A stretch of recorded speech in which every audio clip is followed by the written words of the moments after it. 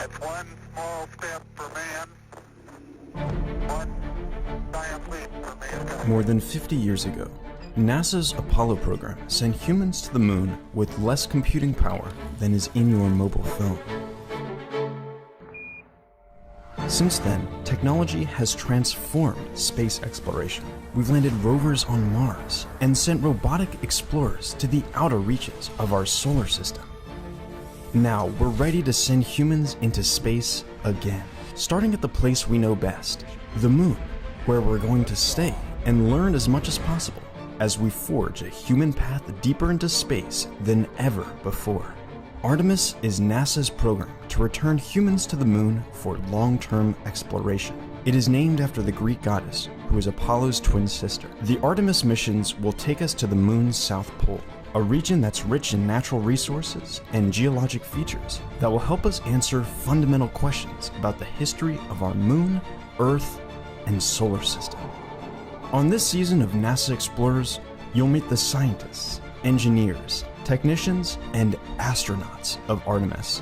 These are the people who are designing science investigations, analyzing grains of moon dust in the lab, building tools for lunar exploration, and training to conduct science on the surface of the moon.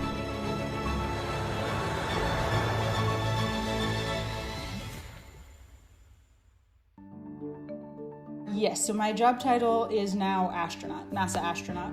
What first interested me and the first time I kind of said that I wanted to be an astronaut, I was around 9 years old. I was doing an after-school curricular program at Judy Resnick Elementary School, and I think I asked my parents about who she was and what her career path was, and I think that was the first time that it was explained to me that, hey, you could go to space and hang out there as a career option. So I think that was kind of the first time I said, that sounds awesome. That's really what I'd like to do. I had done some kind of summer program type of classes. One thing that sticks out in my head was dissecting a cow eye, and I came home and was just raving about how cool that was, and it was so fun. And I think my parents looked at me kind of funny, but I think that was kind of the beginning of my interest and love in science, and really wanting to dive into research and asking questions.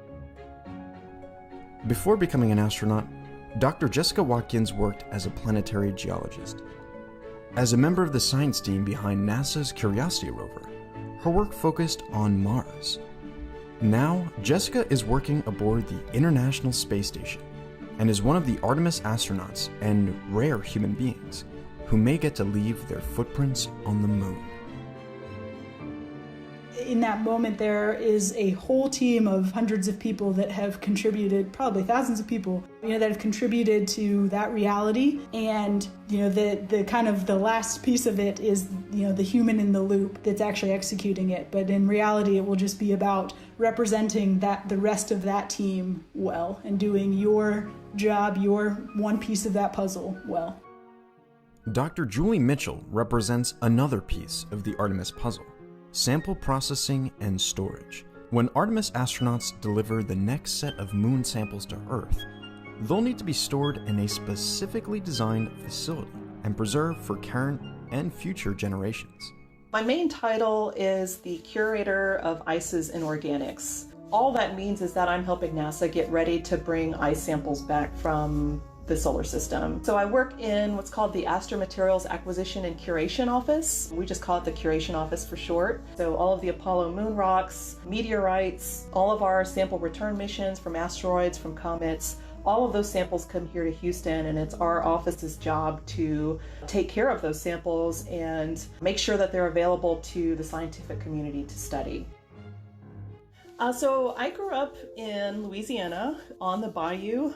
I was down at the water all the time looking for snakes and turtles and looking at different plants that were out there. Nighttime would come around and, I was just looking at the stars. I wanted to know the constellations. I wanted to understand what was going on up there. And neither of my parents went to college. None of my siblings or I had any expectation of going to college either. My older sister, she actually ended up going to college, eventually got her PhD. She just gave me a hard time and just kind of was very persistent with me and saying, look, just apply to one school. Luckily, I got in. And when I got in, that was kind of the switch that flipped, like, oh, okay, I can actually do this.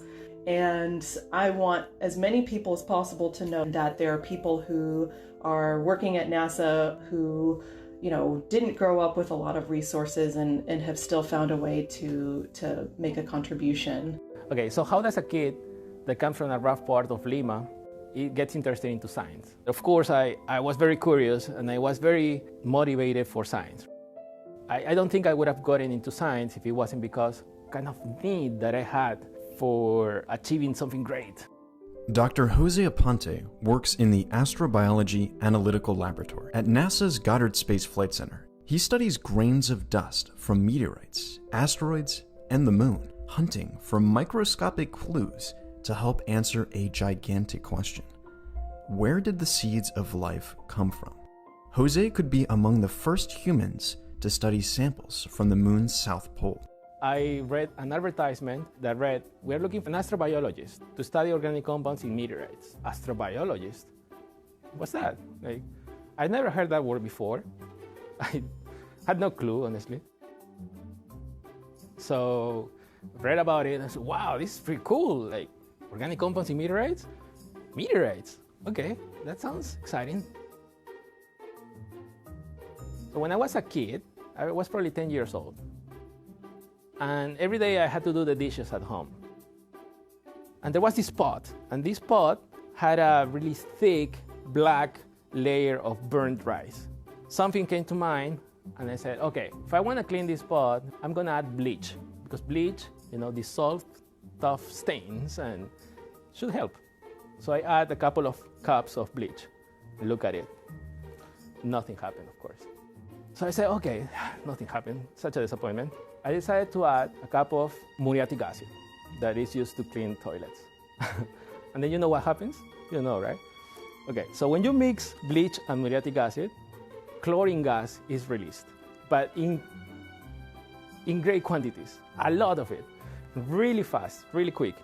And so I add the muriatic acid and I see a lot of fumes coming out. So I left the pot there and ran upstairs and tell my grandparents, we gotta leave the house because we're gonna die if we don't.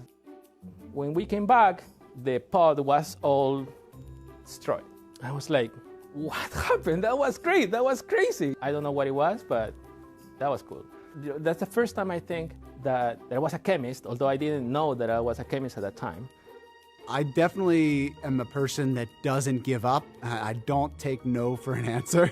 And as soon as I got to school, really I guess the summer after my freshman year, I was applying for anything space related. Unfortunately, I was unsuccessful many times. I've counted up, and the number that I remember from that exercise was about 30 to 35 different applications over a few year period of just nothing.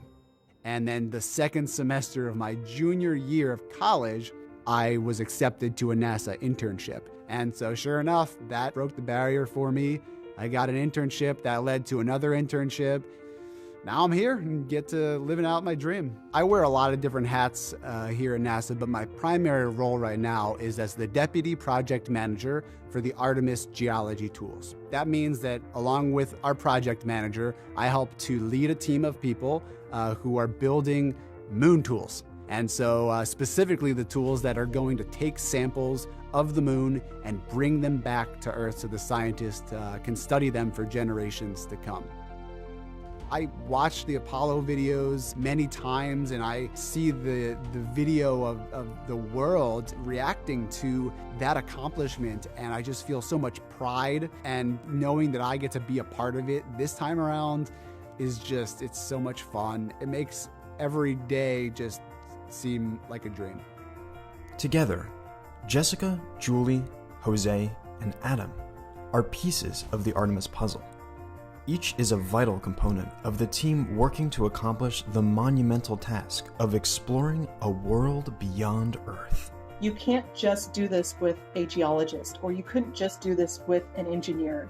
You really need a mix of people to think about these challenges from all the different angles. And we have that team.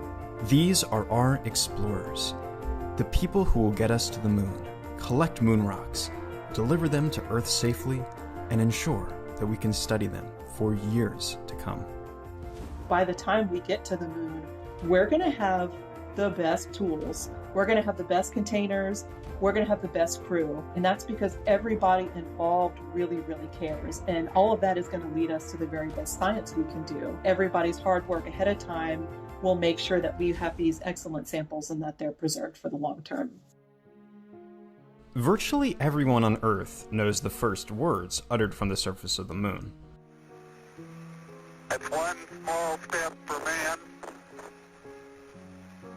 one giant leap for mankind. But not many people know that the next words were all about science. Surface is fine and powdery. I can pick it up loosely with my toe. It does adhere in fine layers, like powdered charcoal. On the next episode of NASA Explores Moon Rocks, what mysteries about the origins of our Earth, Moon, and solar system can we unlock from a rock?